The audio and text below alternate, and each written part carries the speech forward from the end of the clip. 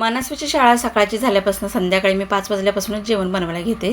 आता इथे मी दूध ठेवले, एकीकडे चहाची तयारी केलेली. चहा झाल्यानंतर लगोलग मी इथे मस्तपैकी डाळ शिजायला ठेवले. आणि शक्यतो कसं संध्याकाळी जास्त भांडी पडू नये म्हणून मी कुकर न मांडता डायरेक्ट पातेल्यातच, म्हणजे कसं डाळ त्याच्यातच शिजते आणि त्याच्यातच आपण फोडणी देऊ शकतो. आणि एकीकडे शेंगा ठेवल्या होत्या, लगेचच शिजते एकदम झटकेपट, कारण डाळीत शिजायला ठेवलं की एकदम गाळ होऊन जातं, त्यामुळे सेपरेटच ठेवते आणि त्याचं पाणीसुद्धा त्याच्यात ओतते. आणि मस्तपैकी इथं भाजी मसूरची करायला घेतली मी, कारण भाजी थोडीच होती भेंडी मनस्वीपुरतीच, कारण ती मसूर खात नाही. मग तिच्यासाठी मस्त अशा थोड्याफार भेंड्या होत्या 7-8, ते कापल्या आणि छानपैकी शेंगदाण्याचा कूट टाकून तिच्यासाठी मस्त भेंडीची भाजी केली.